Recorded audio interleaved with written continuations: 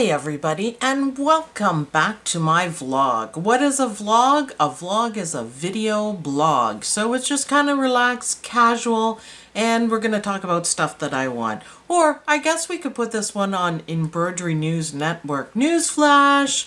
Hooping 101. So that's what we're going to talk about today. A little bit about hooping, and we're going to work on our hooping skills. I've been spending a couple of months trying to figure out how to show this to you guys, and I couldn't really come up with any kind of a curriculum. So I'm just going to show you guys. We're just going to work on it and practice. So this is a 4x4 hoop. I have some pre-cut stabilizer. Now this is cutaway.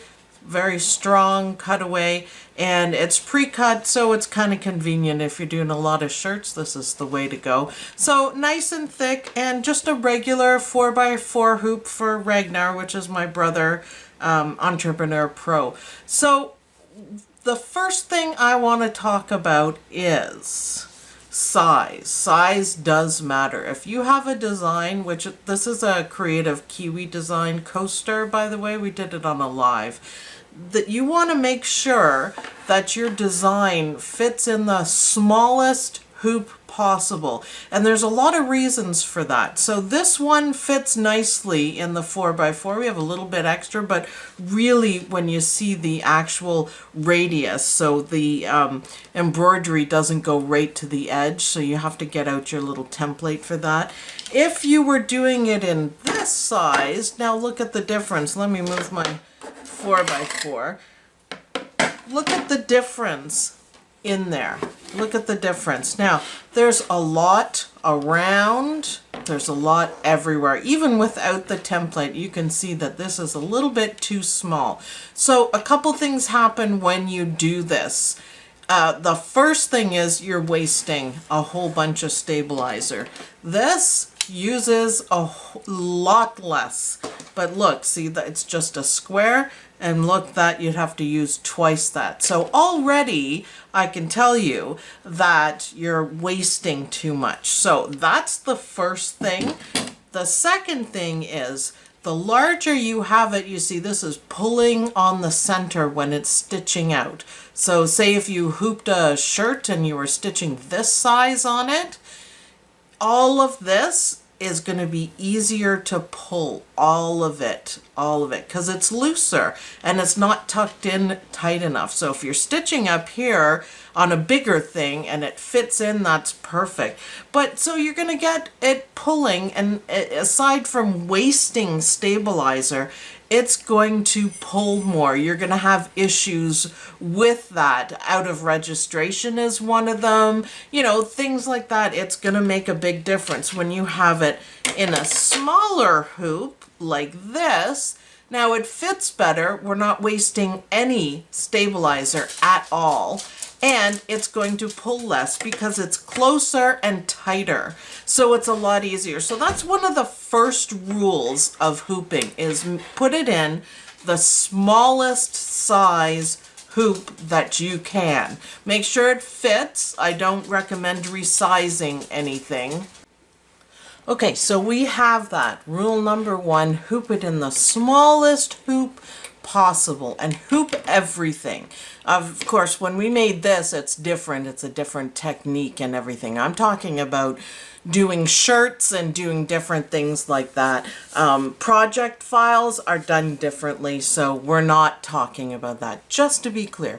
If you want to do an embroidery design on jeans or a shirt or something like that, that's what I'm talking about. So I just want to clear that up for everyone.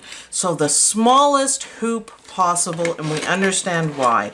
It will make a big difference. So I've done, you know, some talking before on stabilizers, and it's really important to use the correct stabilizer for what you're embroidering. So the old adage that people say, if you wear it, don't tear it, and that's a pretty generally good way of remembering, you know, what you're supposed to be using. So if you're embroidering on a shirt, this is commercial level, and they cut the cutaway to fit the 4x4 hoop. Generally, if you're doing shirts, the 4x4 hoop is what you're gonna need. So commercially, this is what they do. And I think it's pretty cool. That gives you kind of like a hint for home embroiderers that you should be using cutaway for shirts and stuff like that. Smallest hoop possible. So cutaway is, there's different weights to it. People get all funny about the different weights. I don't think you need to buy a whole bunch of different cutaways. Yes, this is a bit stiffer and there's different kinds. There's a no-show mesh, but one or the other. If you're concerned about it showing, then use the no-show mesh. But you don't have to have medium cutaway, heavy cutaway. It's really honestly pretty much the same. Maybe there's a little bit of a difference between the thin and the thickest, but you know, it's in millimeters. So this is a 2.5 and it's fine. Don downstairs in his workshop uses 3. And there isn't much of a difference, maybe just stiffness. So don't spend a whole bunch of money getting 500 different kinds of stabilizers. Learn as much as you can about it and then decide. It depends on what you're doing mostly. So a good cutaway, awesome. Cut to size, even better. And we're going to use this, and I'm going to show you guys exactly how to hoop with a hoop master and show you guys how easy that is. So, okay, the next kind is water soluble. Now, I use water soluble all the time, but I don't use this kind. People use it for toppers all the time, and personally, for most of it, I think you're wasting your time. This is not going to make any difference on your stitches. Look, it's stretchy, it's pulley, I don't use it. I've had this for about 10 years and I haven't used it. But you can for some things. I wouldn't recommend it for lace. I wouldn't, anything like that. It's just going to tear apart. And you certainly should not use this as an actual stabilizer. So we're not talking about technique again, but I have read that people want the backside of their embroidery to look pretty and they don't want any stabilizer showing, so they're using this kind of stuff. Okay, this isn't going to do anything for anything. It's meant to wash away and be gone. So it is not a stabilizer per se. It kind of is, but it isn't. It's not meant to be used as a stabilizer for the backside of towels or jeans or shirts or bags. It's just not going to do it. So personally, I don't actually like this stuff. This is what I use. Now, this stuff is specifically from Gunold, and it's pretty thick. It's really hard to show you guys the thickness on film. Like, I have nothing to really compare it to. But I find that it works for everything that I want. The different techniques, you can do really thick lace on it. This is the stuff I use all the time for creative kiwi stitch outs and stuff, where you need to wash it away for a coaster. So I like this for water soluble stabilizer. So if you're just starting out, you need cutaway of some sort. You need water soluble if you're going to do projects like Creative Kiwi, or if you're going to do lace. And then the last one you need is tearaway. So why is it called tearaway? Let's just tear it away. Tear it away. That's it. So it looks like paper, and everyone says, well, I'm just going to use printer paper, but I don't know how well you can see this. Let me see if I can get out. Yes, you can see it. See all those little fibers there?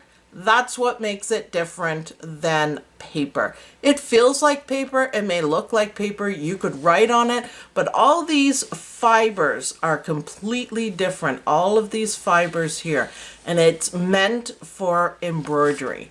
And it's cheap, it's not expensive, but you have to know when to use tearaway. You can use tearaway on light stitching for towels. For example, I monogrammed a towel for Dawn and I used this, and it's fantastic. Again, it doesn't look like much. It's so thin you can see through it, but it's what you need for doing towels. So make sure you use only items that are designed for embroidery. I would never recommend anybody ever using kitchen or bathroom anything for your machine.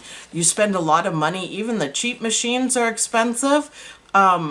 Don't wreck it by not using embroidery only supplies. So embroidery only everything.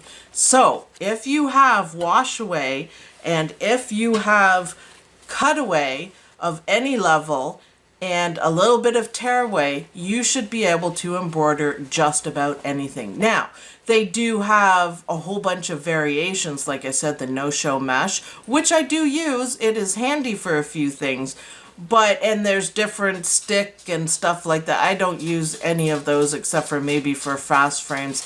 These are my three main things, and this is what you want to use. So hopefully that helps you guys out a little bit, a little brief explanation of stabilizers. And the next video, so part 2, we are going to be practicing hooping, and I'll show you guys my technique. So thanks everyone for watching. I hope you guys like this video. Make sure you subscribe to the channel and like this video to let me know that you want more videos just like this and you're excited about learning embroidery. Our motto for the group and for the channel is let's do this. So participate. What you guys put in, I will put out. There's a lot that I can teach you guys, and we're having tons of fun. So thanks everyone for watching, and I'll see you guys in the next video.